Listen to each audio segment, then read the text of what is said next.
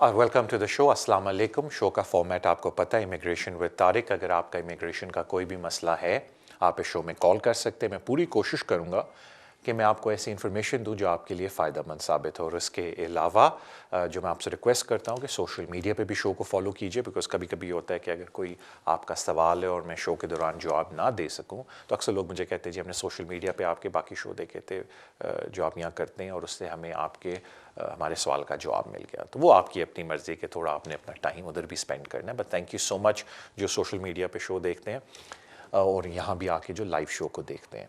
तो हम अपने पहले कॉलर की तरफ चलते हैं। अस्सलाम वालेकुम। वालेकुम सलाम सर। जी अब मेरे दो क्वेश्चन हैं। जी जी पूछिए। एक तो मेरा ये फैमिली विजिट वीज़ा है, मैं ये 5 साल का, और हर साल मैं 2-3 महीने इधर रहकर जाता हूँ मैं। ठीक है अभी मैंने जाना है वापस, और मई में ख़त्म हो रहा है जी। ये 6 महीने तक रह सकते हैं, मतलब मैक्सिमम 6 महीने होता है, हम 6 महीने तो नहीं रहते। अभी मेरा जो नया वीज़ा बनेगा, बनवाऊंगा मैं मई में, वो काउंट कब से होगा? ये 2 महीने गिनती होगा या वो नया वीज़ा के हिसाब से वो 6 मंथ चालू होगा? ठीक है, और कोई सवाल आपका? और दूसरा क्वेश्चन है जी, एक तो थैंक यू बोलना है आपको, आपने बहुत अच्छा समझाया, और 10 पाउंड हो गए मेरे, 2.5 पाउंड करके। ओके। अपने बेटे का वो अपना IRL के लिए पूछा था लास्ट वीक भी। हमेशा मेरा पहला क्वेश्चन मेरा ही होता है आपसे इधर, और उसका आपने बोला था अपना MP साहब से मिलना है, वो MP साहब से मिले थे, और वो विजिट का उन्होंने टाइम भी दे दिया उन्होंने। ठीक है, बहुत बहुत थैंक यू। आप जवाब आ जाएगा? आप बिल्कुल बीच में ब्रेक हो गया आपका, लेकिन मेरे ख्याल से यही आपका दूसरा सवाल है कि जवाब कब तक आ जाएगा उसका। जी हाँ, जी हाँ। मैं बता देता हूँ सर। देखें जी, पहले तो मैं रिवर्स ऑर्डर में चलता हूँ कि वो इजी रहेगा कि अगर आप मेरे पुराने शो भी देखें तो अगर आपने होम ऑफिस से कभी भी चेस करना है अपने जवाब के लिए एप्लीकेशन के, तो सबसे जो बेस्ट आपके पास रास्ता है वो MP है। और आप गूगल पे जाके चेक कर सकते हैं फाइंड माई MP, और आपको पता चल जाएगा आपके MP कहाँ आपको मिल सकते हैं। उनके अपने ऑफिसेज होते हैं या उनका स्टाफ होता है जो आपसे डील करता है, और आप उनके पास जाके अपना केस बता के कह सकते हैं कि जी होम ऑफिस को बोलें कि वो जल्दी से डिसीजन दें। एक दफ़ा जब MP ख़त लिखता है तो कोई गारंटी नहीं है कि होम ऑफिस उसके ख़त की वजह से जल्दी कर देगा आपका डिसीजन, लेकिन थोड़ी सी हेमा गेमी और हलचल होनी शुरू हो जाती है आपके केस के ऊपर। And this is what you want कि अगर किसी नीचे जाके फाइल पड़ी तो थोड़ी ऊपर आ जाए, बिकॉज वो MP को उनको जवाब देना होता है। और नॉर्मली वो MP लिएज़ॉन डिपार्टमेंट जो होम ऑफिस का है वो 4 हफ्ते में MP को जवाब दे देता है। कभी कभी स्टैंडर्ड जवाब देता है कि जी बड़ा कम्प्लेक्स केस है, टाइम लग रहा है, उसमें बिल्कुल घबराने की बात नहीं है, बस 4 हफ्ते बाद दोबारा MP के पास जाएं, बोलें जी दोबारा लिखें। तो जितना MP के थ्रू आप प्रेशर डालेंगे उतना आपके लिए बेहतर है। जहाँ तक आपका पहला सवाल था, देखें सर, जो आपका विज़िट वीज़ा होता है, मेरे ख्याल से आपके पास मल्टीपल एंट्री है। जब आप एक दफ़ा मुल्क में एंटर हो जाते हैं तो 180 दिन आप यहाँ रह सकते हैं। और केस लॉ भी है जिसमें कहा गया कि जी एक बंदा जितनी दफ़ा आए जाए, एज लॉन्ग एज वो टाइमली मैनर के अंदर वापस चला जाए और यहाँ अपने वीज़ा कंडीशन को ब्रीच ना करे, उसको यहाँ आने देना चाहिए। डज़ नॉट मैटर कि कितनी दफ़ा आ या जा रहा है इस मुल्क से। लेकिन उसी केस लॉ में जज ने यह भी बोला है कि हम ओवरऑल भी पिक्चर देखेंगे कि भाई बंदा कर क्या रहा है। फॉर एग्जांपल, अगर एक बंदा रिटायर्ड है और कहता है जी मैं यहाँ बच्चों से मिलता हूँ और वापस चला जाता हूँ, तो वो चाहे जितनी मर्जी दफ़ा एज लॉन्ग इस कानून के अंदर वापस जा रहा है, फाइन, बिकॉज वो बंदा रिटायर्ड है। लेकिन अगर कोई बंदा कहता है जी मैं वहाँ काम भी कर रहा हूँ, तो सारी बात है, काम वाला बंदा, हम भी यहाँ काफ़ी लोग काम करते हैं, इतनी ज़्यादा छुट्टियाँ नहीं कर सकता इतने लंबे टाइम के लिए। तो कहने का मतलब है कि केस बाय केस वो लोग असेस करते हैं। तो मैं ये इसलिए आपको बता रहा हूँ कि शायद जब अगली दफ़ा आप आएँ तो आजकल होम ऑफिस जो एंट्री क्लियरेंस ऑफिसर्स हैं, जो इन्फोर्समेंट ऑफिसर्स हैं, कभी कभी इस चीज़ को पूछते हैं कि जी आप इतने ज़्यादा ट्रिप्स क्यों मार रहे हैं, बशर्ते आप टाइमली मैनर पे वापस जा रहे हैं। तो वो फिर आपके लिए कॉन्फिडेंटली जवाब देने का आपके पास थोड़ा सा हौसला होना चाहिए कि देखें जी मैं कोई यहाँ गलत काम नहीं कर रहा, मैं एक्सटेंडेड फैमिली है मेरी, या जो भी आपकी सिचुएशन है कि मैं आता हूँ और टाइम पे चला जाता हूँ और मैं अफोर्ड कर सकता हूँ इन ट्रिप्स को, मैं कोई बर्डन नहीं हूँ आपके सोशल सिस्टम पे, मेरे पास प्राइवेट मेडिकल इंश्योरेंस भी इन ट्रिप्स पे। तो एज लॉन्ग एज आप अपने कानून के अंदर रहते हैं प्रॉब्लम नहीं होना चाहिए। लेकिन जो 180 डे का पीरियड है वो लैंड करके काउंट होता है। थैंक यू सो मच आपके ये कॉल का। अगले कॉलर की तरफ चलते हैं। हेलो। हेलो, अस्सलाम वालेकुम सर। वालेकुम अस्सलाम। सर मैं अब्दुल जब्बार बात कर रहा हूँ नॉर्दर्न आइलैंड से। जी तो जब्बार भाई। मुझे एक दो क्वेश्चन पूछने हैं। मेरी वाइफ का अप्लाई करना है मुझे इंडेफिनेट। तो मुझे लेकिन उसमें डाउट है कि अभी जो सेम डे वाला वो खत्म हो गया या अभी है? ये मुझे ना कंफर्म कर देना। अगर खत्म हो गया तो उसकी जगह पे क्या स्टार्ट किया उन्होंने, ओके, ये जल्दी वाला? ठीक है। और दूसरा कि जो बैंक स्टेटमेंट है और सैलरी स्लिप है, ये किसी ने मुझे बताया था कि अब 5 साल का देख रहे हैं वो, क्योंकि मेरी वाइफ को 5 साल हो जाएंगे अभी इस फरवरी में, मुझे अप्लाई करना है। ओके, तो मुझे पिछले 5 साल का दिखाना पड़ेगा या अभी 6 महीने का दिखाना पड़ेगा?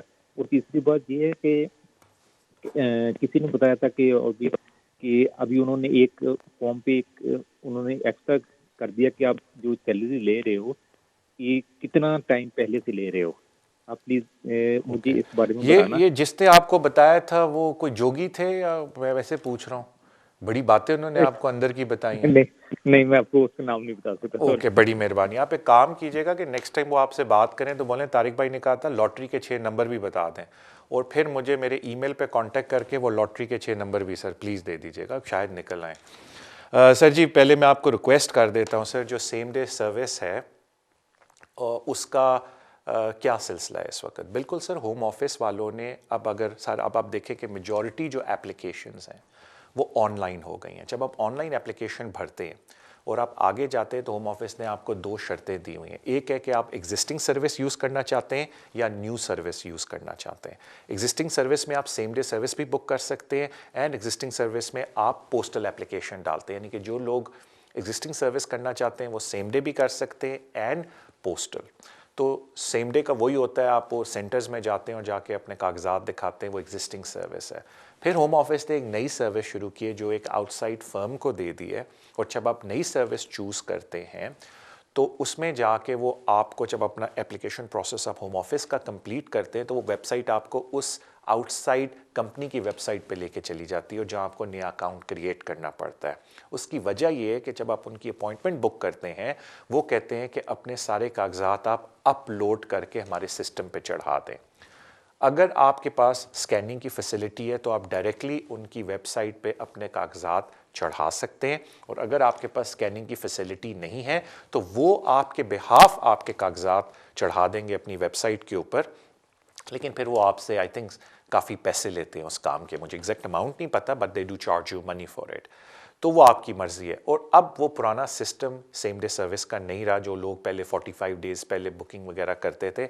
अब जब आपका 28 दिन वीज़ा को रह जाए और जब भी आपने करना है, आप विद इन अपने पीरियड में हैं, आप सिस्टम पे जाएं, तो अगर ओल्ड सिस्टम के तहत जब आप वो क्लिक करते हैं ना, ओल्ड सिस्टम, एग्जिस्टिंग सिस्टम या न्यू सिस्टम, अगर आपको एग्जिस्टिंग सिस्टम के थ्रू नहीं मिलता टाइम तो न्यू सिस्टम के थ्रू बड़े आराम से एप्लीकेशंस देखने में आई हैं कि 2-3 दिन बाद का पीरियड आपको मिल जाएगा। उसमें थोड़ी सी एक टेक्निकल बात ये जो ज़्यादती है लोगों के साथ कि जब आप कहते हैं कि मैंने 3 दिन बाद जाना, ऑटोमेटिकली वो 200-250 पाउंड एक्स्ट्रा चार्ज करना शुरू कर रहे हैं या आउटसाइड फर्म कि जी प्रीमियम वाली अपॉइंटमेंट है, जो कि थोड़ी ज़्यादती है, बिकॉज बंदा ऑलरेडी इतना पैसा दे के उस सर्विस तक पहुंचा है होम ऑफिस को, फिर वो ऊपर 200-250 पाउंड ले रहे हैं अब कि जी हमारा ये प्रीमियम टाइम है। लेकिन अगर आप वो एक छोटा सा कॉलम ऐसे टिक करें कि मुझे फ्री वाली अपॉइंटमेंट दें, तो जो देखने में आया कि हफ्ते के अंदर आपको अपॉइंटमेंट मिल जाती है, बिकॉज उनके काफ़ी सेंटर्स हैं according to your postcode. So कहने का मतलब ये नया सिस्टम है कि जब आप ऑनलाइन एप्लीकेशन फिल करते हैं तो न्यू सिस्टम के अंदर चले जाएँ, फिर उस वेबसाइट के ऊपर जाएंगे और वहाँ जब आप जैसे जैसे आगे क्लिक करते जाएंगे आपकी अपॉइंटमेंट्स खुल जाएंगी जब आप पे करेंगे। और डॉक्यूमेंट्स अब अपलोड करने पड़ते हैं, वो आप डायरेक्टली उनकी वेबसाइट पे अपलोड कर सकते हैं स्कैनर के थ्रू, या आप उनको पैसे दे के उधर सारे कागजात स्पेयर कॉपीज़ लेके चले जाएं और वो फिर आपको पैसे आपसे चार्ज करके अपलोड कर देंगे। ये तो बात आ गई कि सेम डे सर्विस अब किस तरह हो रही है। सो अवेलेबल है, सिर्फ उसका रूल चेंज हो गया है। जहाँ तक सर अपेंडिक्स एफएम की बात है, जब आप सेटलमेंट अप्लाई करते हैं तो वो अभी भी कानून वही है जो एक्सटेंशन के वक्त और इनिशियल एप्लीकेशन के वक्त था। मुझे नहीं पता क्यों आपको अर्ज़ किया गया कि 5 साल का रिकॉर्ड देखते हैं। जो कानून है वो तो यही है कि अगर आप सेल्फ एम्प्लॉयड हैं तो हम पिछला लास्ट 1 ईयर का टैक्स रिटर्न का पीरियड देखेंगे, और अगर आप एम्प्लॉयड हैं और आप 6 महीने से ज़्यादा एम्प्लॉयर के साथ काम कर रहे हैं तो हम पिछले 6 महीने का पीरियड देखेंगे, और अगर आपको 6 महीने से कम अपने एम्प्लॉयर के साथ हुए तो हम पूरे 1 साल का रिकॉर्ड देखेंगे। तो मुझे नहीं पता वो 5 साल की बात कहाँ से आई है, लेकिन sir at the end of the day वो अकॉर्डिंग टू अपेंडिक्स एफएम जो इमिग्रेशन कानून है उसको चेक करते हैं। जहाँ तक बात है कि कोई एक्स्ट्रा कॉलम है, सर मुझे इस चीज़ का नहीं पता। जहाँ तक मेरी मालूमात हैं उन्होंने application according to immigration rule appendix FM देखनी है। अगर कोई एप्लीकेशन में कोई एक्स्ट्रा कॉलम आ गया तो मुझे नहीं उसका पता, क्योंकि उसमें कोई उसकी इतना डरने वाली बात नहीं है। आपने बस इस बात को यकीन करना है कि आप अपेंडिक्स FM के तहत पूरा उतरते हैं। उसमें कोई ऐसी बात तो मुझे नहीं पता कि जी पूरा इनकम 5 साल की देखनी है, वो लास्ट 12 मंथ की देखते हैं। आपने अप्लाई किया है उससे पहले 12 मंथ की, डिपेंडिंग ऑन 12 मंथ अगर आप सेल्फ एम्प्लॉयड हैं, और 6 मंथ्स अगर आप एम्प्लॉयड हैं विद द सेम एम्प्लॉयर 6 महीने से ज़्यादा, या 12 मंथ्स अगर आप सिमिलर एम्प्लॉयर के साथ 6 महीने से कम एम्प्लॉयड, तो based on that. So thank you so much आपकी कॉल का सर, बड़ी मेहरबानी सर। अगले कॉलर की तरफ चलते हैं। हेलो, अस्सलाम वालेकुम अस्सलाम। जी, मैं अली बात कर रहा हूँ। कैसे हैं आप? ठीक है अली, वालेकुम अस्सलाम। मैं बिल्कुल, वली बोला या अली बोला? अली अली अली, वालेकुम अस्सलाम। बिल्कुल ठीक हो यार, थैंक यू फॉर आस्किंग। भाईजान, आपसे काफी हेल्प लिया है मैंने, तो माशाल्लाह मेरा सारा काम ठीक हो गया। अब तो मेरा सोलिसिटर भी आपकी वजह से मुझे कहता तू तो अद्धा वकील आप ही हो गया। सर बड़ी मेहरबानी, थैंक यू सर आपके भाईजान, comment मेरा का। क्वेश्चन ये है कि मेरी ना अपील अलाउ हुई थी टॉइक पे, मैं स्टूडेंट टियर 4 पे, तो होम ऑफिस ने अपर ट्राइब्यूनल चला गया और हेयरिंग से पहले होम ऑफिस ने मुझे कहा अगर तो आप हेयरिंग इसकी दोबारा करवा लेते हैं तो हम आपको ऑफर देते हैं कि आपका सारा स्टे लीगल मानेंगे हम, और आपको वर्क ऑफ राइट भी है, और आप आर्टिकल 8 ह्यूमन राइट्स की ग्राउंड भी बीच में शामिल कर सकते हैं। ठीक है। मैंने कहा ठीक है, मैंने हियरिंग के लिए हामी भर ली।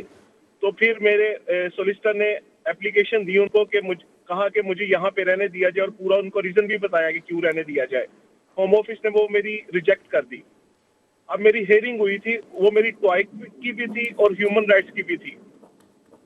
अब मेरी दोनों अपीलें अलाउ हो गई हैं। मैं आपसे पूछना चाहता हूँ, अब मुझे वीजा कौन सा मिलेगा? और आपकी जो दूसरी वाली हेयरिंग थी ह्यूमन राइट पे, वो बच्चे की बेस पे थी? 7 साल हो गए बच्चे को? ना ना ना ना, वो मेरे वैसे 2 बच्चे यहीं पैदा हुए हैं और वाइफ भी है, लेकिन वो family and private life human right article 8 पे अलाउ हुई है। ओके। और आपने जो ओरिजिनल अपनी एप्लीकेशन डाली थी वो आपको 10 साल लीगल हुए इन सेटलमेंट डाली थी टोइक के लिए, या नॉर्मल नहीं एप्लीकेशन थी? वो नॉर्मल स्टूडेंट एक्सटेंशन थी। और मैं एक बीच में ऐड कर दूं, मेरा केस 8 साल से होम ऑफिस से मैं लड़ रहा हूँ। ठीक है, बड़ी मेहरबानी आपकी। देखें यार, जो नॉर्मली एप्लीकेशंस आपकी कोर्ट में होती हैं ना, वो सारी ह्यूमन राइट के ऊपर होती हैं। तो मुझे तो आपके केस की पूरी हिस्ट्री नहीं पता, but I am very glad कि टोइक के मैटर पे आप अपने आप को क्लियर कर चुके हो और आप पे डिसेप्शन अब नहीं लग रहा टोइक का। तो नॉर्मली जब आपकी अपील लाई होती है ह्यूमन राइट के ऊपर, सब्जेक्ट टू, मुझे नहीं पता अगर आपके लॉयर ने, लीगल रिप्रेजेंटेटिव ने कोई और चीज़ बीच में डाली है, तो नॉर्मली आपको 2.5 साल का वीज़ा मिलता है। अब वो जो 2.5 साल का आपको अंडर ह्यूमन राइट वीज़ा मिलता है, वो फिर हर 2.5 साल बाद एक्सटेंड होता है। अब मैंने आपसे बात नहीं पूछी, और ये मेरे ख्याल से शो का फॉर्मेट नहीं है कि आपके बच्चों को 7 साल हो गए हैं, या आपकी वाइफ ब्रिटिश हैं, या आपके बच्चे ब्रिटिश हैं, मतलब क्योंकि आपने ह्यूमन राइट के ऊपर भी रिलाई किया है, या आप अभी तक वही चला रहे हो कि जी मेरा स्टूडेंट एप्लीकेशन थी। बिकॉज अगर आप वही चला रहे हो कि मेरी स्टूडेंट एप्लीकेशन थी, जिस तरह एक मैं रिसेंट एग्जाम्पल देता हूँ, मैं बंदे का नाम नहीं लेता, कि जी वो स्टूडेंट वीज़े पे थे और टोइक की वजह से उनकी एप्लीकेशन आपकी तरह 4-5 साल तक पेंडिंग रही। तो जाहिर बात है कि जब हम कोर्ट में गए तो जज ने कहा जी टोइक का तो क्लियर हो गया, तो अब इस बंदे के पास कौन सी एप्लीकेशन पीछे रह जाती है अंडर ह्यूमन राइट्स। तो जाहिर बात है कि जब आप ह्यूमन राइट की असेसमेंट करते हो तो उसमें ये देखना पड़ता है जी बंदे को 20 साल हुए हैं, या उसके बच्चे को 7 साल हुए हैं, या उसकी कोई फैमिली मेम्बर यहाँ ब्रिटिश है, ताकि देखें कि वो इनमें से किसी रूल के अंदर आते हैं ह्यूमन राइट्स के या नहीं। क्योंकि अगर वो नहीं आते तो फिर तो वो सिंपल ये बोलते हैं कि अच्छा जी फिर हम ऐसा करेंगे, उसको एक और टाइम दे देते हैं कि ये फिर स्टूडेंट जाके अपना एडमिशन किसी कॉलेज के अंदर करवा ले, तो बड़ा लिमिटेड टाइम का आपको वीज़ा देते हैं ऑन दिस कंडीशन कि जाओ अपना कैश करवाओ और जाके वापस पढ़ना शुरू हो जाओ। तो मुझे क्योंकि आपके केस की कंप्लीट हिस्ट्री नहीं पता और ये शो का उसका फॉर्मेट नहीं है, तो टेक्निकली मैं नहीं बता सकता कि वो किस बात पे आपको वीज़ा देंगे। बट अगर आपकी वाइफ ब्रिटिश है, बच्चा कोई ब्रिटिश है, या 7 साल बच्चों को इधर हो गए हैं, तो नॉर्मली अगर आपका उस बात 7 ईयर सो कॉल्ड रूल के ऊपर अगर आप it shouldn't be called a 7-year rule, लेकिन एग्जांपल दे रहा हूँ कि लोगों को समझ इस तरह आती है, तो फिर वो 2.5 साल का वीज़ा मिलता है। But I do not know the history of your case, तो मैं रादर आपको बताना नहीं चाहता कि कौन सा वीज़ा मिलेगा, बिकॉज उसके लिए पूरी आपकी हिस्ट्री देखनी पड़ती है। मुझे बताया गया कि इस वक्त हमारा पहले ब्रेक का टाइम हुआ है। ब्रेक पे जाने से पहले जो मैं अर्ज़ कर दूं कि देयर इज़ एन ईमेल, अगर आपका कोई सवाल है उस पर मुझे भेज दें, लेकिन I do apologise, work commitment की वजह से मुझे बिल्कुल मौका नहीं मिलता कि मैं सारी ईमेल्स को जवाब दे सकूं। तो इसलिए मैं लोगों से रिक्वेस्ट करता हूं कि अगर आप शो सोशल मीडिया पे फॉलो करें तो आपको और भी मुफीद इन्फॉर्मेशन उससे मिल सकती है। तब हम ब्रेक पे जाएंगे, ब्रेक के बाद I will start taking some more calls. Thank you so much.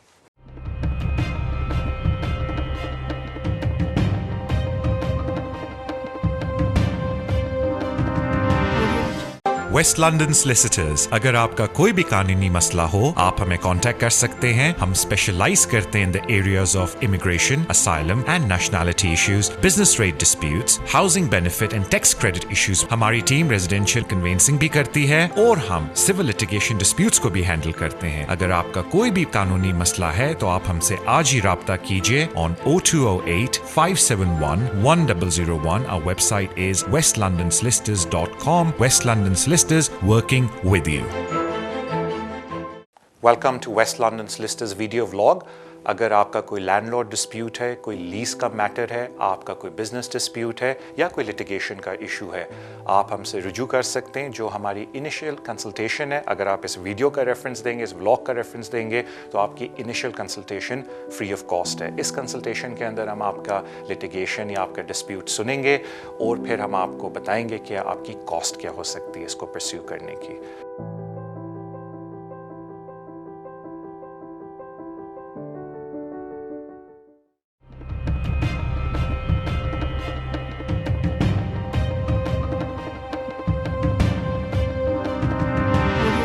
Back to the show immigration with Tariq. Show पे जाने से पहले जो मैंने आपसे रिक्वेस्ट की कि सोशल मीडिया पे भी शो को फॉलो कीजिए, शायद आपके सवाल का जवाब आपको सोशल मीडिया पे शो फॉलो करने से मिल जाए, क्योंकि बाकी शोज़ में भी सवाल लोग करते हैं, मैं जवाब देता हूँ और कभी कभी सवाल रिपीट होते हैं, तो आपके लिए बेनिफिशियल होगा। अब हम लोग अपने अगले कॉलर की तरफ चलते हैं। हेलो हेलो तारिक साहब, सलाम वालेकुम। वालेकुम अस्सलाम। अच्छा, मेरा सवाल स्पाउस वीजा एक्सटेंशन के मुतालिक है जी। मेरी बहू मेरी यूके आई हुई थी स्पाउस वीजा पर। शी एंटर्ड यूके 9 अक्टूबर 2016 और इनका वीजा जो मिला था पहले एंट्री क्लियरेंस का वो था 15 जून, सॉरी एंट्री क्लियरेंस हुआ था इनका 15 सितंबर 2016। अच्छा, हम ये जानना चाहते हैं कि इनका एक्सटेंशन के लिए हम कब अप्लाई करेंगे एग्जैक्टली? मैंने सुना है कि 2.5 years का टाइम होता है, लेकिन मुझे एग्जैक्ट डेट चाहिए, हमें कब एक्सटेंशन के लिए अप्लाई करना है। Alright sir, thank you so much sir. देखिए, नॉर्मली जो अच्छी प्रैक्टिस होती है वो ये है कि जब उनका वीज़ा ख़त्म होने को आया है तो 28 दिन पहले उस पीरियड के अंदर आप उनकी एक्सटेंशन अप्लाई कर दें। That's a good formula to have. और उसकी मैं आपको वजह बता देता हूँ कि जब स्पाउस वीज़े पे वो सेटलमेंट अप्लाई करते हैं तो उसकी एक कंडीशन है कि they must have stayed in the UK for 60 months on a spouse visa. तो अगर आप बहुत जल्दी एक्सटेंशन कर देंगे तो कभी कभी ये होता है कि यूके के पीरियड का 60 months पूरे नहीं होते, 2-3 महीने शॉर्ट हो जाते हैं, बिकॉज लोगों ने एक्सटेंशन बहुत जल्दी करा दी होती है। तो अगर आपको एग्जैक्ट डेट चाहिए एक्सटेंशन की तो देखें उनका वीज़ा कब तक वैलिड है और उससे 28 दिन पीछे हो जाएं और उस पीरियड के दौरान आप एनी टाइम उनकी एक्सटेंशन अप्लाई कर सकते हैं। और ये फॉर्मूला इसलिए भी बेहतर है कि जब उनके 60 months पूरे हो जाएंगे, you still have a little bit of period to play with, ताकि उस वक्त तक अपने अपेंडिक्स FM की रिक्वायरमेंट पूरी कर लें और उनकी एप्लीकेशन डाल दें। थैंक यू सो मच आपकी कॉल की। अगले कॉलर की तरफ जाते हैं। हेलो। अस्सलाम वालेकुम। वालेकुम अस्सलाम। तारिक साहब कैसे हैं? ठीक ठाक। अल्हम्दुलिल्लाह यार, मैं बिल्कुल खैरियत से। Thank you so much for asking यार। सर मैंने क्वेश्चन करना है कि अगर कोई यूके से बंदा ओवर स्टे हो के किसी यूरोपियन कंट्री में अपनी ब्रिटिश वाइफ के साथ इलीगली गया हो, वहाँ से रेजिडेंस परमिट लेके वापस एंटर हो, चाहे वो बाई एयर आए या पोर्ट से, तो कोई हर्डल है? अगर फॉर एग्जांपल वो वापस यूके में आ जाते हैं तो वहाँ जो चेंज करवाया जाता है वो 5 year का जो यूरोपियन कंट्री इशू करके देती है यूके में कन्वर्ट करने, उसमें भी कोई प्रॉब्लम है आजकल या मिल जाता है? ज़रा इसके बारे में थोड़ा सा बता देंगे प्लीज़। ओके, बड़ी मेहरबानी। देखिए, आप जो बात करें वो सुरिंदर सिंह रूट की है। अब वो क्या है कि अगर कोई ब्रिटिश बंदा यूरोपियन कंट्री के अंदर चला जाता है और होम ऑफिस ये कहता है कि जी वो अपनी सारी लाइफ एक तरह से शिफ्ट कर गया है यूरोपियन कंट्री के अंदर, और वो जो उस पीरियड को होम ऑफिस ने एक बार बनाई है वो 3 मंथ्स बनाई है, तो अगर एक बंदा जेन्युइनली यूरोप में चला जाता है और वो यूरोप में जाके अपनी लाइफ गुजारना शुरू हो जाता है और वहाँ अंडर यूरोपियन रेगुलेशन वो अपना रेजिडेंट कार्ड भी अपने वाइफ का या हस्बैंड का अपने स्पाउस का करवा लेता है, लेकिन बाद में वो बंदा डिसाइड करता है कि नहीं यार यूरोप में मेरा काम नहीं चल रहा, मैं वापस आना चाहता हूँ, तो वो फिर बंदा सुरिंदर सिंह रूट के अंदर क्लासिफाइड होगा एज ए यूरोपियन नेशनल, यानी कि उस पर वो कानून लागू होगा जो ईईए रेगुलेशन का है, जिसका मतलब ये है कि वो फिर अपने स्पाउस के लिए रेजिडेंट कार्ड अप्लाई कर सकता है as if he was a EEA member. अब जब ऐसा बंदा अगर मुल्क के अंदर आ रहा हो वापस, क्योंकि उसको ईए रेगुलेशन के अंदर काउंट किया जाएगा, तो होम ऑफिस बिल्कुल उसको ईए रेगुलेशन के अंडर 6 मंथ का रेजिडेंट कार्ड दे सकती है और कह सकती है कि 6 महीने के अंदर, जिस तरह बाकी यूरोपियन नेशनल के स्पाउसेस के साथ करती है, आप टीटी राइट एक्सरसाइज करें और आप फिर अपना नया वीज़ा अप्लाई कर लें अंडर यूरोपियन रेगुलेशन। अब प्रॉब्लम कहाँ वहाँ आती है जो मैं थोड़ा सा देखता हूँ। अगर आप होम ऑफिस की पॉलिसी देखें और अगर आप ये फॉर्म भी सुरिंदर सिंह रूट के अंदर भर रहे हो, तो वो ये कहते हैं हमें ये कंफर्म करना है कि आपकी जेन्युइन इंटेंशन थी कि आप यूरोप जाके शिफ्ट हो जाएं। अगर आपकी इंटेंशन ये थी कि हम सुरिंदर सिंह रूट को मिसयूज़ करेंगे, यानी कि हम यूरोप जाएंगे, जैसे ही हमारे 3 महीने पूरे होंगे हम अपना कार्ड लेके वापस आएंगे, तो होम ऑफिस कहता है हम इस चीज़ को अलाउ नहीं करेंगे बिकॉज आपकी इंटेंशन जेन्युइन नहीं थी यूरोप जाके शिफ्ट होने की। तो वो फिर जो आपके सवाल आपसे करते हैं ना, वो आपकी इंटेंशन के बारे में करते हैं कि अच्छा जी अब यूरोप गए, क्यों गए, क्या आपने सोचा था यूरोप में करने का, अच्छा ठीक है आप इतनी जल्दी वापस क्यों आ रहे हैं। तो आपने होम ऑफिस को मुतमईन करना होता है कि जो आपका ब्रिटिश स्पाउस है वो यूरोप जेन्युइन मकसद के लिए गया था, लेकिन वहाँ जाके उनके हालात बदल गए, उनसे बिज़नेस या एम्प्लॉयमेंट जिस भी मकसद के लिए गए थे वो अब उनके पूरे नहीं हो रहे, कि वेदर तंग कर रहा है या जो एम्प्लॉयर था वो बहुत तंग कर रहा है, वी डोंट थिंक हम यहाँ सर्वाइव कर सकते हैं, या हमने सोचा था कि बिज़नेस बड़ा सक्सेसफुल होगा, लेकिन आके जब 2-3 महीने 4 महीने 5 महीने हमने बिज़नेस चलाया तो हमने देखा है कि ये तो भैया काम नहीं करेगा। एज लॉन्ग एज आप उन सारी बातों को मुतमईन कर दें होम ऑफिस को, तो फिर वो ईए रेगुलेशन के अंदर आपको ट्रीट करेंगे एज अ फैमिली मेम्बर। सो कहने का मतलब था ना जब आपका कि जी क्या हो सकता है, ये बात नहीं है, बात है कि आपने उनको सेटिस्फाई करना है कि आप जेन्युइन इंटेंशन से आपके स्पाउस वहाँ शिफ्ट हुए थे, लेकिन क्योंकि हालात बदल गए यू कमिंग बैक। अगर वो इस बात को मान जाते हैं तो आप पे यूरोपियन लॉ लागू होगा। अब अगर आप पे यूरोपियन लॉ लागू होता है तो उसमें आपको एंट्री क्लियरेंस वीज़े की भी ज़रूरत नहीं है, बिकॉज यूरोपियन के जो स्पाउसेस हैं वो बाय लॉ वापस इस यूके के अंदर आ सकते हैं और यूरोपियन रेगुलेशन के तहत उनको कोई भी बॉर्डर पे नहीं रोक सकता। सिर्फ वो उनके लिए ये कर सकते हैं कि उनको 6 महीने का रेजिडेंट कार्ड देंगे या 3 महीने का रेजिडेंट कार्ड देंगे, और यूरोपियन नेशनल को कहेंगे जो कि आप स्पाउस ब्रिटिश हैं उनके कि सुरिंदर सिंह रूट के तहत आप यहाँ ट्रीटी राइट एक्सरसाइज करें और फिर उनकी एक्सटेंशन कर लें। तो मकसद ये नहीं है कि कोई वापसी पे प्रॉब्लम होगी, मेन इशू होता है कि आप कन्विंस कर लें होम ऑफिस के ऑफिसर्स को, अगर वो आपसे सवाल पूछें कि ये सारी एक्टिविटी जेन्युइन थी।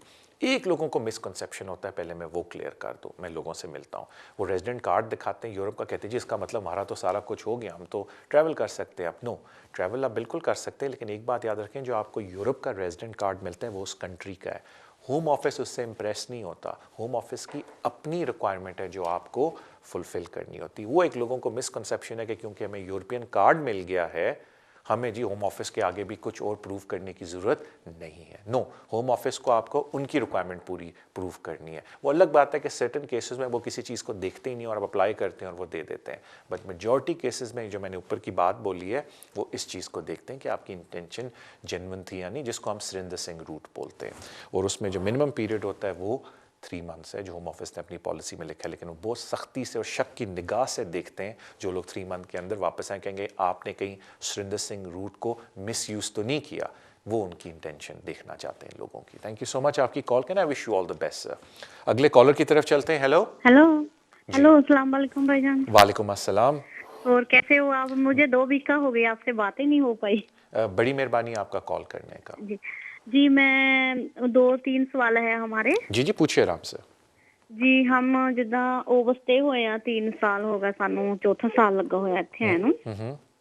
जी हमारा केस भी लगा होया ते हमारी बेटी 1 साल 2 मंथ की है और उसका जिदा स्टेटलेस का लेटर भी हमें मिल गया है इंडियन मैसी से। ਤੇ ਇਹਦਾ कोई ਆਪਾਂ ਨੂੰ हो सकता। दूजा सवाल मेरा ये है कि इंडिया में हमारे 2 बेटे हैं, वो जे हम जहाँ से स्पॉन्सर पाएंगे तो मतलब वीजा उन्होंने मिल सकता है? इस तरह तो ना होंगी कि मम्मी डैडी कितने, इस तरह तो ना पूछणगे सवाल? ठीक है, और कोई तीसरा सवाल आपका? बस यही है। ओके, मैं अर्ज कर देता हूँ। ठीक है, स्टेटलेस वाली बात पे ज़रा गौर से मेरा जवाब सुनिएगा प्लीज़, लेकिन मैं रिवर्स ऑर्डर में जाऊंगा क्योंकि स्टेटलेस वाले पे मैं थोड़ा टाइम लगाऊंगा आपको एक बात समझाने के लिए। जहाँ तक बात आपके बच्चों की है, बिल्कुल, क्योंकि जब बच्चों की एप्लीकेशन डालेंगे तो एक चीज़ मैंडेटरी होती है, जब माइनर्स अपनी एप्लीकेशन डालते हैं वो पूछना चाहते हैं कि भाई पेरेंट्स किधर हैं, बिकॉज उनको बड़ा कंसर्न होता है कि कहीं बच्चे ट्रैफिक तो नहीं हो रहे। तो बड़ी सख्ती से एप्लीकेशन में पूछा जाता है और उसकी इन्वेस्टिगेशन होती है कि पेरेंट्स किधर हैं, भाई बच्चे अकेले जा रहे हैं तो किसके पास जा रहे हैं, अगर किसी अंकल वगैरह के साथ जा रहे हैं तो परमिशन है या नहीं। तो जब उनको पता चलेगा कि पेरेंट्स ऑलरेडी इस मुल्क में हैं और वो ओवरस्टे हैं और कोई एप्लीकेशनें डाली हुई हैं, there is a very good possibility कि वो शायद बच्चों को इधर ना आने दें, बिकॉज उनको पता है कि बच्चों को आने देंगे तो और भी स्ट्रॉन्ग केस शायद पेरेंट्स का बन जाए कि फैमिली इकट्ठी हो गई है, और ये उनके लिए आर्ग्यूबल केस है होम ऑफिस के लिए कि बाद में कोई पेरेंट्स अपना केस डालें तो हम कह सकते हैं जी 2 बच्चे तो आपके पीछे हैं, आप अपना फैमिली यूनिट क्यों ब्रेक करके इधर बैठे हुए हैं। सो कहने का मतलब है कि there is a very high probability कि जब बच्चों की एप्लीकेशन इंडिया में डलेगी तो वो ये बोलेंगे कि अगर पेरेंट्स ऑलरेडी यूके में हैं तो जी हम तो बच्चों को नहीं जाने देते। फिर आप जारी बात है अपीलें करके उसको केस को फाइट करने की कोशिश करेंगे। बट मेरा फ़र्ज़ है आपको बताना कि जो आपने बातें बोली हैं उसमें ये इन्फॉर्मेशन देना चाहता हूँ मैं आपको कि बड़ा मुश्किल हो जाएगा उनको वीज़ा मिलना। तो ये तो रिवर्स ऑर्डर में जा रहा था जो आपका सेकेंड सवाल था। जो अब आपका पहला सवाल है, अब जो मैं आपको बात बोलने लगा हूँ उसको गौर से प्लीज़ सुनिएगा। स्टेटलेस की 2 तरह की एप्लीकेशन होती हैं। पहले मैं वो वाली एप्लीकेशन स्टेटलेस की बात करता हूँ जो हर कोई आजकल डाल रहा है, वो केस लॉ के बाद। अगर आप मेरे पुराने शो देखें इसका मैंने बड़ा जिक्र किया था। इनफैक्ट जब ये MK केस लॉ नहीं भी आया था मैं उससे पहले भी कहता था कि भाई ये स्टेटलेस एप्लीकेशंस बड़ा काम की एप्लीकेशंस है। बट एनीवे, जो 2 तरह की एप्लीकेशन है, एक जिनका बहुत सारे लोगों को पता है और एक जिनका बहुत कम को पता है। कुछ क्योंकि मैंने शो में जिक्र किया तो लोगों ने फिर मुझे फ़ोन करके पूछना शुरू किया जी ये कौन सी एप्लीकेशन है, तो मैं दोनों एक्सप्लेन करता हूँ। एक जो बड़ी पॉपुलर एप्लीकेशन है वो ये है जो बच्चे रजिस्ट्रेशन अप्लाई करते हैं ब्रिटिश पासपोर्ट के लिए थ्रू द स्टेटलेस प्रोसेस। उसमें जो आपके शर्तें हैं कि बच्चा यूके में पैदा हुआ हो, बच्चे की उम्र 5 साल से ऊपर है और बच्चा स्टेटलेस है। तो इंडियन बच्चों का बड़ा इजी इसलिए हो जाता है क्योंकि वो जो केस लॉ है जो इसके ऊपर अप्लाई होता है वो इंडियन केस लॉ है, जिसमें ये बोला गया था कि जी इंडियन नेशनैलिटी वाले बच्चे जिनकी उम्र 5 साल से ऊपर है वो जो थी स्टेटलेस ही हैं, बिकॉज इंडियन लॉ उनको रिकग्नाइज नहीं करता। सो कहने का मतलब है कि अगर वो वाली एप्लीकेशन आप स्टेटलेस की डालें कि बच्चा रजिस्टर हो एज ब्रिटिश सिटीजन, तो आपको एक बहुत बड़ी प्रॉब्लम है कि बच्चे की उम्र सिर्फ 1.5 साल है, बच्चे की उम्र 5 साल से ऊपर नहीं है। तो ब्रिटिश पासपोर्ट के लिए तो उसकी एप्लीकेशन नहीं डाल सकती क्योंकि उसमें ये कंडीशंस हैं। फिर एक और एप्लीकेशन होती है स्टेटलेस की जो बहुत कम लोगों को पता है, मैंने शो में भी इसका जिक्र किया था। वो होती है कि जी बच्चा का कोई यहाँ मर्दों के बड़ों के लिए भी हो सकती है, लेकिन बच्चे का जी बच्चों की बात करें, बच्चे का यहाँ कोई स्टेटस नहीं है, कोई कंट्री उसको रिकग्नाइज नहीं करती और हम ये स्टेटलेस एप्लीकेशन उसके लिए डाल रहे हैं। वो एक वीज़े की एप्लीकेशन होती है, उसमें बच्चे को ब्रिटिश पासपोर्ट नहीं मिलता, उसको वीज़ा मिलता है। उसमें जो कंडीशन ये होम ऑफिस कहता है कि पहले तो आप ये प्रूव करें कि जी बच्चा स्टेटलेस है और फिर ये प्रूव करें कि आपने एवरी रीजनेबल एफर्ट की है ये प्रूव करने के लिए कि जो उनका कंट्री ऑफ बच्चे की नेशनैलिटी है पेरेंट्स की, वो इसको रजिस्टर नहीं कर रहे। तो ये भी एक स्टेटलेस की एप्लीकेशन है। तो इसमें अक्सर लोग ये करते हैं जो आप कर रही हैं, मैं पहले से आपको मेंटली तैयार कर रहा हूँ, आई होप आपके साथ ये ना हो, लेकिन मैं आपको मेंटली तैयार कर रहा हूँ कि लोग, क्योंकि इंडियन हाई कमीशन ने बड़ा आसान सिस्टम बनाया है कि आप मिसलेनियस सर्विस पे जाके पैसे पे करें, हम आपको लेटर दे देंगे कि बच्चा स्टेटलेस है बिकॉज हमारे रजिस्टर्ड नहीं है सिस्टम के लिए। वो लेटर पहली वाली एप्लीकेशन के लिए तो बहुत अच्छा है जिसमें आप रजिस्टर करते हैं बच्चे को as British citizen under the nationality act, लेकिन ये जो सेकंड वाली एप्लीकेशन है जो वीज़े वाली बच्चे की, उधर होम ऑफिस मुड़ के कहता है कि जी ये तो इंडियन हाई कमीशन ने आपको इसलिए लिख के दिया क्योंकि आप एज पेरेंट्स ने बच्चों को ले जाके रजिस्टर नहीं किया। और अगर आप इमिग्रेशन कानून देखें जो आपने अप्लाई किया उसमें यह कहा गया है कि हमें सेटिस्फाई होना है यानी कि सेक्रेटरी ऑफ स्टेट को कि आपने एवरी रीजनेबल एफर्ट कर ली थी बच्चे को रजिस्टर करने के लिए और वो कंट्री वाले रजिस्टर नहीं कर रहे, कंट्री ऑफ ओरिजिन आपकी वो, तो वो फिर मुड़ के कहते हैं कि जी इंडियन हाई कमीशन ने इसलिए बच्चे को रजिस्टर नहीं किया क्योंकि आप एज पेरेंट्स बच्चे को लेके नहीं गए उधर रजिस्टर करने के लिए, तो इसलिए उन्होंने ये आपको लेटर दिया। तो उस पर भी थोड़े से आर्ग्यूबल ग्राउंड है जो आप फिर चेस कर सकते। तो कहने का मतलब है कि ये दोनों में फ़र्क था। तो मुझे शक पड़ता है और मुझे बड़ा यकीन है कि आपने पहली वाली स्टेटलेस की एप्लीकेशन की है जिसमें बच्चे को वीज़ा मिलता है, कुछ बच्चे की उम्र 5 साल नहीं है तो ब्रिटिश रजिस्ट्रेशन की एप्लीकेशन तो आपने नहीं की होगी, उसमें फिर ये आपको प्रॉब्लम आएगा कि वो आगे से मुड़ के बोलेंगे कि जी ये तो इसलिए आपको स्टेटलेस का ये पेपर मिल गया बिकॉज आपने खुद बच्चे को जाके रजिस्टर नहीं किया। आप अभी बच्चे को ले जाए रजिस्टर करें, वो बच्चे को इंडियन बना लेंगे। तो उसको किस तरीके से फ़ाइट करना है वो आप अपने लीगल रिप्रेजेंटेटिव से बात करें और उसके ऊपर फिर ध्यान दें। लेकिन सिर्फ बताने का मतलब है कि वो इतनी स्ट्रेट फॉरवर्ड एप्लीकेशन नहीं है जितनी पहली वाली होती है, उसमें थोड़ा सा आपको फाइट करना पड़ेगा।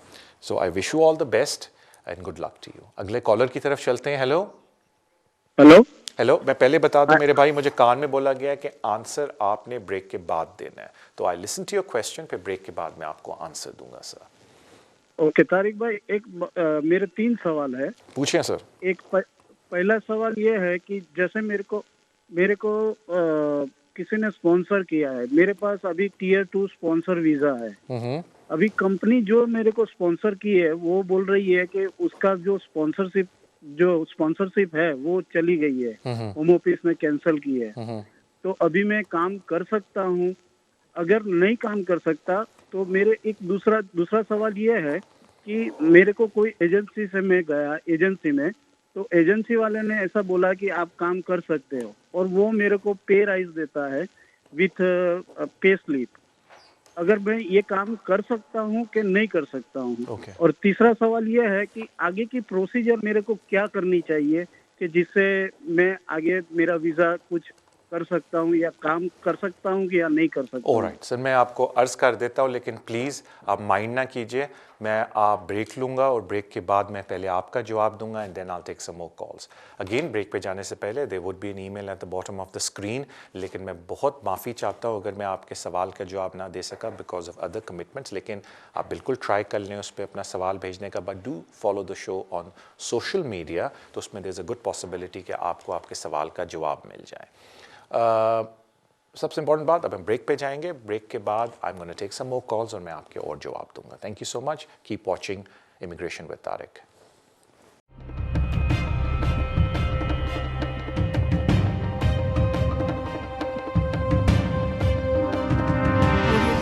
वेस्ट लंदन सोलिसिटर्स, अगर आपका कोई भी कानूनी मसला हो आप हमें कांटेक्ट कर सकते हैं। हम स्पेशलाइज करते हैं in the areas of immigration, asylum and nationality issues, business rate disputes, housing benefit and tax credit issues. हमारी टीम रेजिडेंशियल कन्वेंसिंग भी करती है और हम सिविल लिटिगेशन डिस्प्यूट्स को भी हैंडल करते हैं। अगर आपका कोई भी कानूनी मसला है तो आप हमसे आज ही राब्ता कीजिए on 0208 571 1001। Our website is westlondonsolicitors.com. West London Solicitors, working with you. Welcome to West London Solicitors video vlog.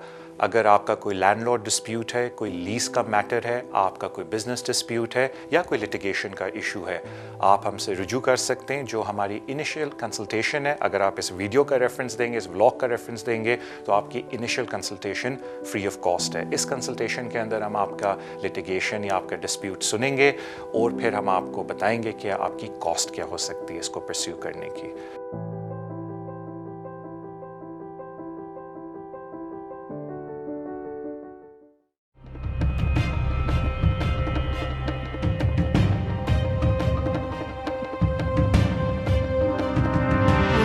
Back to the show immigration with Tariq. Break पे जाने से पहले किसी ने कॉल किया, उन्होंने कहा मैं टियर 2 वीज़े पे हूँ लेकिन मेरे स्पॉन्सर का बिज़नेस बंद हो गया है और मुझे किसी एजेंसी ने बोला है कि जी मैं काम कर सकता हूँ। तो देखिए जी, पहली बात है कि जो आपका वीज़ा है वो एसोसिएटेड है, यानी कि लिंक्ड है आपके स्पॉन्सर के साथ। और जो कानून है वो ये कहता है कि सिर्फ आप उनके लिए काम करेंगे या आप सप्लीमेंट्री जॉब 20 घंटे के लिए कर सकते हैं जो आप उसी ट्रेड और उसी प्रोफेशन के अंदर और उन्हीं ड्यूटीज़ के अंदर करेंगे किसी और के साथ। उसको सप्लीमेंट जॉब बोलते हैं। लेकिन आपके साथ प्रॉब्लम ये हो गई है कि अब आपका स्पॉन्सर आपको आपका जो स्पॉन्सर है उसका लाइसेंस ख़त्म हो गया, मीनिंग आपका वीज़ा भी एक तरह से ख़त्म हो गया। ये एक बड़ी आर्गूमेंटिव चीज़ है कि नहीं जी हमारा वीज़ा उस वक्त तक है जब तक होम ऑफिस हमें ख़त नहीं लिखता, लेकिन आपको उसका वेट नहीं करना चाहिए। डेफिनेटली आप एजेंसी के लिए काम नहीं कर सकते बिकॉज आपको इजाज़त नहीं है उस वीज़े पे, और वैसे भी उन्होंने वीज़ा आपका इवेंचुअली कर्टेल कर देंगे, लेकिन क्योंकि आपको पता है कि आपके एम्प्लॉयर का बिज़नेस बंद हो गया है, आपको कोई ऐसी हरकत नहीं करनी चाहिए जिससे आपके वीज़े पे और एडवर्स इफेक्ट पड़े, बिकॉज आपको चाहिए कि होम ऑफिस के अच्छी बुक्स में रहें, क्योंकि आपको उनसे आगे एक्सटेंशन भी चाहिए। अब आपके पास जो एक प्रोसेस है वो तो ये है कि आप कोई और स्पॉन्सर ढूंढें जो आपके बिहाफ पे कॉस्ट एलोकेट करे और आपको स्विच कर दे उसके ऊपर। उसके अलावा डिपेंड करता है कि आपके फैमिली क्या सर्कमस्टांसेस है, कि आया आप किसी बच्चे की बेस पे या अपनी वाइफ की बेस पे ह्यूमन राइट्स के अंडर अप्लाई कर सकते हैं या नहीं।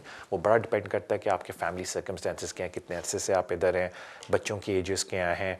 तो मेरे ख्याल से उसके लिए बेहतर है कि अगर आप किसी कॉम्पिटेंट पर्सन के दफ्तर जाके आराम से बात करें and then make a decision कि आया आपको कोई एप्लीकेशन डालनी चाहिए या आप वापस चले जाएं। लेकिन इस बात का प्लीज़ ख्याल रखें, प्लीज़, कि do not take this for granted कि जी क्योंकि होम ऑफिस ने मुझे ख़त नहीं लिखा तो मैं जो मर्ज़ी करूं, बिकॉज वो बाद में जब भी फ्यूचर में कोई बात होगी तो वो आपको एडवर्सली इफेक्ट करेगी, बिकॉज आप एक पढ़े लिखे बंदे हैं, आप एक क्वालिफाइड जॉब के ऊपर थे। जज कहेगा मुड़ के कि आपको अच्छी तरह पता था कि क्या हो रहा है, आप इस तरह से इग्नोरेंट नहीं बन सकते। सो बी वेरी केयरफुल कि आप अगला कौन सा स्टेप उठाते हैं, and please take proper professional advice और किसी कॉम्पिटेंट पर्सन के पास जाके अपने केस को डिस्कस कीजिए। थैंक यू सो मच आपकी कॉल का। अगले कॉलर की तरफ चलते हैं। अस्सलाम वालेकुम। अस्सलाम वालेकुम। वालेकुम अस्सलाम। तारिक भाई एक थोड़ा सा लेंथी क्वेश्चन है, डोंट माइंड अगर मैं आपसे पूछ सकता हूँ। नो प्रॉब्लम, पीछे म्यूजिक लगा लो और पूछ ले। हाँ नहीं, मैं म्यूट कर देता हूँ। मेरा क्वेश्चन ये है सर कि मैंने यू एक्सटेंडेड फैमिली मेंबर का केस अप्लाई किया था लास्ट ईयर शादी रजिस्टर करने के बाद, और उन्होंने रिफ्यूज कर दिया था। एक्सटेंडेड फैमिली या फैमिली मेंबर? Family member. अच्छा, मैंने समझा आपने कहा एक्सटेंडेड फैमिली में, family member, okay. Family member, तो उन्होंने मुझे राइट ऑफ वर्क दिया, फिर उन्होंने एप्लीकेशन जो है वो रिफ्यूज कर दी। ठीक है। उसके बाद फिर मैंने अप्लाई किया, ट्वाइस अप्लाई किया, लेकिन उन्होंने दोनों दफा रिफ्यूज कर दिया। ठीक है। लेकिन जो उन्होंने मुझे राइट ऑफ वर्क दिया हुआ था तारिक भाई, वो उन्होंने कैंसिल कर दिया, और मैं लास्ट तकरीबन 1 मंथ से वेट कर रहा हूँ उनके रिप्लाई का कि मुझे कोई रिस्पॉन्स दें, एटलीस्ट मैं अपनी जॉब कंटिन्यू कर सकूं। ओके। और मेरे पास राइट ऑफ अपील जो था पहली एप्लीकेशन का जो फर्स्ट डाली थी लास्ट ईयर, उसकी हियरिंग जो है वो एंड ऑफ फरवरी है आई थिंक। हाँ जी, तो इसके बारे में अगर काइंडली प्लीज कुछ बता दें कि वो मुझे दोबारा राइट ऑफ वर्क इशू करेंगे कि नहीं करेंगे, क्योंकि थर्ड टाइम जब एप्लीकेशन अप्लाई की थी तो उन्होंने I think so within 1 week जो है वो एप्लीकेशन रिफ्यूज करके वापस भेज दी। ठीक है, लेकिन आपकी पहली एप्लीकेशन की अपील अभी चल रही है? जी, अपील अभी उसकी डेट आ रही है। और इस अपील के दौरान आपने बाकी एप्लीकेशनें डाली थी? जी। Okay, thank you. देखिए, पहली बात ये बिल्कुल आपकी बात दुरुस्त है कि जब वो राइट टू वर्क देते हैं तो वो डॉक्यूमेंट वैलिड होता है 6 महीने के लिए, और उस 6 महीने के अंदर आपको दोबारा उनको ख़त लिखना पड़ता है और बोलना पड़ता है कि जी मुझे दोबारा राइट ऑफ वर्क का लेटर दे दें। और ये बड़ी आप समझ लें इनकन्सिस्टेंसी है होम ऑफिस के अंदर, और ये मैंने भी नोट की है कि जी एक एप्लीकेशन डालते हैं, राइट ऑफ वर्क दे देते हैं, दूसरी डालते हैं उन्हीं डॉक्यूमेंट के साथ तो वो राइट ऑफ वर्क नहीं देते। तो वो इनकन्सिस्टेंसी क्यों है? एक तो ऑब्वियसली उस वजह से कि अगर आप आईडी साथ ना दें, लेकिन और भी मैंने वेरिएबल्स देखे जिसकी वजह से उसमें इनकन्सिस्टेंसीज है, तो उसको मैं एड्रेस नहीं करना चाहता। आई रादर टेल यू कि आपका सोल्यूशन क्या है। जो सबसे आसान सोल्यूशन है आपके लिए वो ये है कि जो आपका एम्प्लॉयर है वो एक चीज़ कर सकते हैं जिनको कहते हैं चेकिंग सर्विस। तो एक तो है कि आप एम्प्लॉयर को डॉक्यूमेंट देते हैं जिस पे लिखा होता है कि जी आपको राइट टू वर्क है अंडर EU रेगुलेशन की, जो आप सेक्शन 50 के तहत एप्लीकेशन डालते हैं और उसका जो इन्वेस्टिगेशंस होती हैं उसके बाद, और उस पर लिखा होता है कि 6 महीने तक ये वैलिड है और उसके बाद आपको दोबारा अप्लाई करना है। लेकिन अक्सर ये होता है कि जब एप्लीकेंट दोबारा अप्लाई करता है तो होम ऑफिस बहुत टाइम लगाता है और टाइमली मैनर के अंदर उनको राइट टू वर्क की कंफर्मेशन नहीं मिलती। तो इस सूरत में आप अपने एम्प्लॉयर के पास जा सकते हैं और उसको कह सकते हैं कि जी एक चीज़ होती है जिसको कहते हैं हम employer checking service. Employer apply करता है एम्प्लॉयर चेकिंग सर्विस और उसको विद इन 2 डेज़ रिप्लाई मिल जाता है कि बंदे को राइट टू वर्क है या नहीं। क्योंकि आपको पहली एप्लीकेशन पे राइट टू वर्क था और आपने उसी एप्लीकेशन के तहत अभी अपील कर रहे हैं, I am pretty confident, I could be wrong, मैं इन्फॉर्मेशन सिर्फ आपको दे रहा हूँ कि जब आपका एम्प्लॉयर चेकिंग सर्विस को यूज़ करेगा वो आगे से यही बोलेंगे कि इनको राइट टू वर्क है and then that is also valid for 6 months. अगर किसी वजह से वो उस पर बोलते हैं कि इनको राइट टू वर्क नहीं है तो उस पर उन्होंने नीचे से कॉन्टैक्ट डिटेल्स दी होती हैं कि अगर आप समझते हो कि उन्होंने गलत असेसमेंट की है तो आप उनको फिर वापस अपने एम्प्लॉयर के बिहाफ पे लिख सकते हो। लेकिन ये एक्टिविटी सिर्फ कौन कर सकता है? एम्प्लॉयर। तो अगर वो आपको जवाब नहीं दे रहा, आप अपने एम्प्लॉयर के पास जाएं, उनको बोलो कि चेकिंग सर्विस करें और फिर उस तरीके से जल्दी जवाब मिल जाएगा। आई विश यू द बेस्ट और आई होप कि वो उसमें आपको वेरीफाई कर दें कि आप काम कर सकते हो। बिकॉज अगर वो नो बोलते हैं, जो कि गलत बोलेंगे, फिर आपको उसको उनको फर्दर लेटर्स लिखने पड़ेंगे उस डिपार्टमेंट को चेकिंग के, नहीं जी मेरी ओरिजिनल अपील चल रही है और उसकी बेसिस पे मुझे हर 6 महीने बाद नया लेटर इशू होना चाहिए ना। Wish you all the best इसके अंदर। Thank you. अगले कॉलर की तरफ चलते हैं। हेलो हेलो तारिक सर, मेरे ना आपसे 2 क्वेश्चंस हैं। जी पूछिए। मेरा पहला क्वेश्चन ये है कि हम यूके में मैं मेरे हस्बैंड हम यूके में एज ए स्टूडेंट वीज़ा आए थे यूनिवर्सिटी में। तो मैंने अपनी डिग्री यहाँ फिनिश की, उसके बाद में मुझे 2 साल का PSW मिला और उसके बाद में मैंने Tier 2 अप्लाई किया और Tier 2 मेरा कर्टल हुआ तो उन्होंने मुझे 3 मंथ दिए थे इन बिटवीन कोई भी केस अप्लाई करने के लिए। तो मैंने असाइलम अप्लाई किया था तो मेरा असाइलम रिफ्यूज़ किया, तो उसमें मैंने फर्दर सबमिशन डाला तो उन्होंने प्राइवेट और फैमिली लाइफ में मुझे वीज़ा दिया। लेकिन उस बेस पे जो मेरा अब 2020 तक है, तो 2010 में मैं आई थी, तो मुझे ये पूछना था कि मैं अब वीज़ा एक्सटेंशन के लिए आगे डालूंगी या मैं इंडेफिनेट अप्लाई कर सकती हूँ या नहीं। और दूसरा मेरा क्वेश्चन ये है कि अभी जैसे मेरे पास प्राइवेट और फैमिली लाइफ पे वीज़ा है, लेकिन मैंने इंडिया के लिए असाइलम अप्लाई किया था, तो मुझे जैसे सभी लोग ये कहते हैं कि हम इंडिया नहीं जा सकते क्योंकि अगर हम इंडिया से वापस आएंगे तो वो क्वेश्चंस पूछ सकते हैं या फिर मेरा फर्दर वीज़ा नहीं बढ़ा सकते, ऐसी प्रॉब्लम्स आएंगी। तो प्लीज़ मेरे क्वेश्चंस का जवाब आपके बच्चा 7 साल से इस मुल्क में था, उस बात पे आपको वीज़ा मिला? मेरी बेटी मेरे साथ नहीं आई थी, लेकिन मेरे पेपर पे जो मेरे सॉलिसिटर ने लिखा था, आई थिंक उसमें थोड़ी गलतफहमी की वजह से कि उसमें शो होता है कि मेरी बेटी मेरे साथ में आई थी, बट मैं उसे 1 साल बाद लेके आई थी। Okay. और अभी मेरा एक बेटा है 6.5 साल का, वो भी वो यूके में पैदा हुआ था। मेरे ख्याल से आपको वीज़ा 7 ईयर की बेस पे मिला। एनीवे मैं आपको अर्ज कर देता हूँ। देखें काफ़ी लोग, थैंक यू सो मच आपकी कॉल का। अब रख लें, मैं आपको 2-3 सेकंड देता हूँ क्योंकि आई नो टीवी पे थोड़ी आवाज़ डिले से आती है ताकि आप फिर मेरी बात सुन लें। तो पहले मैं आपको उस सवाल का जवाब देता हूँ जो बड़े लोगों मुझसे पूछते हैं और उनको बड़ा इशू होता है, बिकॉज बहुत लोगों ने असाइलम क्लेम किया होता है, लेकिन इस सारे टाइम के अंदर उनके बच्चों को यहाँ 7 साल हो चुके होते हैं। तो मैं ही नहीं पूछूंगा आपके बच्चे को 7 साल हुए नहीं है, क्योंकि I don't want to get into those complications. मैं सिर्फ ये बोल रहा हूँ कि बहुत सारे लोगों के साथ एक सिचुएशन होती है कि उन्होंने असाइलम क्लेम किया होता है कि मेरी जान को ख़तरा है, हमारी जान को हम इंडिया, बांग्लादेश, पाकिस्तान, जो भी कंट्री से आप आए वापस नहीं जा सकते, लेकिन असाइलम एप्लीकेशन उनकी रिफ्यूज़ हो जाती है। लेकिन इस सारे प्रोसेस के अंदर या वो कोई और एप्लीकेशन नहीं डालते, बट इस सारे टाइम के अंदर उनके बच्चों को 7 साल हो जाते हैं और वो जो इमिग्रेशन रूल 276 ADE है उसके तहत उनको 7 ईयर के ऊपर वीज़ा मिलता है। तो एक बात मैं आपको क्लैरिफाई कर दूं कि आपको वीज़ा ह्यूमन राइट के ऊपर मिला है, आपको ह्यूमैनिटेरियन प्रोटेक्शन के ऊपर नहीं मिला। तो ऐसे लोग बिल्कुल अपनी होम कंट्री में वापस जा सकते हैं और अगर वापस आते हैं बिल्कुल होम ऑफिस इंडेफिनेट जिन लोगों को मिला होता है उनको होम ऑफिस तंग करता है कभी कभी एयरपोर्ट के ऊपर, तो आप क्या बात करें, आपका तो 2.5 साल का वीज़ा है। सो कहने का मतलब है बिल्कुल होम ऑफिस सवाल पूछ सकता है और बड़े इत्मीनान के साथ आप होम ऑफिस को बोल सकते हैं कि जी हमें 7 ईयर के ऊपर वीज़ा मिला है, अपने बच्चों के ऊपर वीज़ा मिला है, प्रोटेक्शन के ऊपर नहीं मिला, तो वो एक अलग एलिमेंट है। So in other words, in short simpler words, बिल्कुल जा सकते हैं और जो वीज़ा मिला है वो बच्चों की बेस पे मिला। और अभी तक जो होम ऑफिस की अपनी पॉलिसी है कि अगर हम बच्चों की बेस पे आपको वीज़ा देते हैं तो हर 2.5 साल बाद हम आपको वीज़ा देंगे और 10 ईयर बाद हम आपको सेटलमेंट देंगे। जहाँ तक आपका सवाल ये आता है कि क्या मैं यहाँ लॉफुली मेरे 10 ईयर्स पूरे हो गए हैं, तो जिस तरीके से आपने मुझे अपनी हिस्ट्री बताई है, द आंसर इज़ नो। जो मेरा रिएक्शन है उसकी वजह ये है कि जो 10 साल का रूल है उसमें पहली कंडीशन है कि आपका लॉफुल रेजिडेंस हो और सेकंड कंडीशन है कि कंटिन्यूस रेजिडेंस हो। तो जो लॉफुल रेजिडेंस के अंदर क्योंकि आपको असाइलम क्लेम किया, रिफ्यूज़ हुआ, आपकी सारी अपील राइट एग्जॉस्ट हो गई, फिर आपने फ्रेश क्लेम किया, तो फ्रेश क्लेम एज सच किसी उस कैटेगरी के अंदर नहीं आता। तो home office can turn around and से कि जी इस सारे पीरियड को हम लॉफुल कंसिडर नहीं करते बिकॉज आप सेक्शन 3C या D के तहत इसमें कवर्ड नहीं थी, एक्सटेंट लीव हम नहीं कहलाते, तो बड़ा ग्रे एरिया है ये। तो अब क्योंकि सेटलमेंट की फ़ीस इतनी महंगी होती है, आई वुडंट रिकमेंड कि आप उसको रिस्क लें, बट वन थिंग मैं हर एक recommend, sorry I am using the word, information ये है कि बेहतर है आप रिस्क ना लें, but it's up to you कि आप बेहतर है कहीं जाके पहले अपने केस को कॉम्पिटेंटली डिस्कस कर लें, और डिस्कस करने से पहले आप एक और काम कर सकते हैं कि आप अपनी SAR जिसको हम कहते हैं सब्जेक्ट एक्सेस रिक्वेस्ट, वो होम ऑफिस से रिक्वेस्ट करें जो फ्री ऑफ चार्ज आपको मिलती है, और उस पर देखें कि होम ऑफिस ने आपके क्या कमेंट्स दिए। But I will be very surprised अगर वो ये बोलें कि ये सारा पीरियड आपका लॉफुल है, बिकॉज आपका कटेल हो गया था वीज़ा, आपने कंट्री नहीं छोड़ी, असाइलम किया, वो उन्होंने क्रेडिबिलिटी के ऊपर आपको रिफ्यूज़ किया, फिर एवेंचुअली जाके आपने फ्रेश क्लेम करके बच्चे की बेस पे लिया। I will be very very doubtful कि वो इसको कंटिन्यूस पीरियड कंसिडर करेंगे। But do check your SAR और then make a affirmative decision. Thank you so much आपकी कॉल का। अगले कॉल की तरफ चलते हैं। हेलो। अस्सलाम वालेकुम। वालेकुम अस्सलाम। जी, मेरे आपसे 2 क्वेश्चन थे।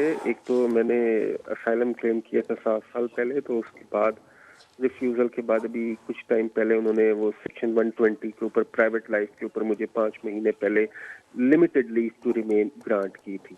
ठीक है। तो फैमिली को मेरे बच्चों वाइफ वगैरह को, तो 5 महीने पहले वो की थी। तो मेरा सवाल ये था कि अभी जैसे कि पाकिस्तान के लिए अगर हम ट्रैवल करते हैं उसके ऊपर, तो मुझे एक तो किस उसकी ज़रूरत होगी? मैं BRP कार्ड के ऊपर ट्रैवल कर सकता हूँ अपने पाकिस्तानी पासपोर्ट के साथ, या मुझे कोई स्टिकर कराना होगा होम ऑफिस से, वीज़ा अपने पासपोर्ट पे चाहिए होगा? एक तो मेरा सवाल था ये। तो एक मेरा ये सवाल था कि लिमिटेड लीव टू रिमेन और डिस्क्रिशनरी लीव में क्या डिफरेंस है? और तीसरा सवाल ये था सर कि इसके अंदर कोई आने जाने में कोई इश्यू तो नहीं होता, क्योंकि 7 साल पहले वो किया था असाइलम क्लेम, इवन के जो उन्होंने ग्रांट किया वो 7 साल होने से कुछ महीने पहले ही किया, लेकिन सेक्शन 120 के ऊपर क्योंकि उन्होंने वो प्राइवेट लाइफ के मांगी थी सारी चीजें, तो वो मैं आपको अभी मेरे भाई बता देता हूँ। मुझे बोला गया है कि हमारा शो भी इख्तिताम पे आया, तो मैं थोड़ा क्विक जवाब दूंगा, हालांकि मेरी आदत है कि थोड़ा डिटेल में देता हूँ, तो माय अपॉलॉजीज़। ओके, अभी है थोड़ा टाइम। पहली बात सर, जो आपने मुझसे पूछा कि जी हमें जो डिस्क्रेशनरी लीव और उसके अंदर क्या फ़र्क होता है, जो इम्पॉर्टेंट चीज़ है। देखें जी, 2012 तक लोगों को डिस्क्रेशनरी लीव मिलती थी। वो ये थी कि ह्यूमन राइट के ऊपर हम डिस्क्रेशनरी लीव दे रहे हैं, तो 3 साल का पहले वीज़ा मिलता था, फिर 3 साल का मिलता था, और 6 साल बाद लोग सेटलमेंट अप्लाई कर सकते थे। 2012 जुलाई में कवानीन में चेंजेस आई, उन्होंने ह्यूमन राइट के कानून इंट्रोड्यूस किए, डिस्क्रिशनरी लीव को ख़त्म कर दिया, और उन्होंने कहा कि आइंदा से हम लोगों को 2.5 साल के वीज़े देंगे, और 10 ईयर्स बाद लॉफुल रेजिडेंस के बाद वो लोग अप्लाई कर सकते हैं नेशनैलिटी। सो बेसिकली अब कोई भी डिस्क्रिशनरी लीव के ऊपर नहीं है, सारे फैमिली एंड प्राइवेट लाइफ वीज़े के ऊपर हैं जो 2.5 साल के मिलते हैं और 10 ईयर्स बाद सेटलमेंट मिलती है। यू वुडंट फाइंड एनीबडी जिसको 2012 के बाद भी डिस्क्रिशनरी लीव मिली हो। वो सारे वो थे जिनको पहले मिली हुई थी, जिनके 6 साल पूरे हुए और उन्होंने बाद में सेटलमेंट ले ली। जहाँ तक बात है पाकिस्तान जाने की, बिल्कुल आप पाकिस्तान जा सकते हैं, क्योंकि मैंने आपसे पहले भी एक कॉलर को बोला कि आपको ह्यूमैनिटेरियन प्रोटेक्शन उन्होंने नहीं दी, आपको 7 ईयर लॉ के ऊपर वीज़ा दिया है, तो उसमें कोई ममानत नहीं है कि आप पाकिस्तान क्यों नहीं जा सकते। हाँ, अगर आपको रेफ्यूजी स्टेटस मिला होता तो फिर आपको प्रॉब्लम थी पाकिस्तान जाने की। और जहाँ तक वीज़े की बात है, आप पाकिस्तान ट्रैवल करते हैं अपने पाकिस्तानी पासपोर्ट पे, आपको पाकिस्तान के लिए वीज़े की ज़रूरत नहीं है, और वापस यूके आने के लिए आप अपना बायोमेट्रिक कार्ड यूज़ करते हैं, बिकॉज अब वीज़ाज स्टैम्प नहीं होते, अब बायोमेट्रिक कार्ड के ऊपर मिलते हैं, तो वो आपका वीज़ा एक तरह से वो बायोमेट्रिक कार्ड है, उसका ख्याल रखिएगा। थैंक यू सो मच आज शो पे सारों का आने का। मैंने कोशिश की कि मैं जितनी ज़्यादा कॉल्स ले सकूं मैंने ली। अगेन जो मैं आपसे अर्ज़ करता हूं कि सोशल मीडिया पे शो को सपोर्ट करें, फॉलो करें, and I am really grateful for that. Email इस वक्त स्क्रीन पे आ रही होगी। एंड जाने से पहले जो मैं आपको हमेशा बोलता हूँ, यहाँ मेडिकल फ्री है। प्लीज़ अगर आपने अपना वेलमैन चेक नहीं कराया, अपनी शुगर, अपना ब्लड प्रेशर और बाकी चीज़ें चेक नहीं कराई, तो प्लीज़ मेहरबानी करें अपने जीपी को कांटेक्ट करें और ये चीज़ें करवा लें। सेहत इंपॉर्टेंट है सारों के लिए, और खुश रहा करें। प्रॉब्लम ज़िंदगी में हमेशा रहेंगी, चाहे इमिग्रेशन की हैं चाहे किसी और की हैं, बट प्लीज़ अपना वेलमैन ज़रूर चेक करवाएं। ये मैं सारों से रिक्वेस्ट करता हूँ एवरी वीक। मेरी तरफ से अल्लाह हाफ़िज़। वीनस टीवी में जो पीछे बैठ के सारे काम करें उनकी तरफ से अल्लाह हाफ़िज़, और आपसे अब मुलाकात होगी अगले वीक। खुदा हाफ़िज़।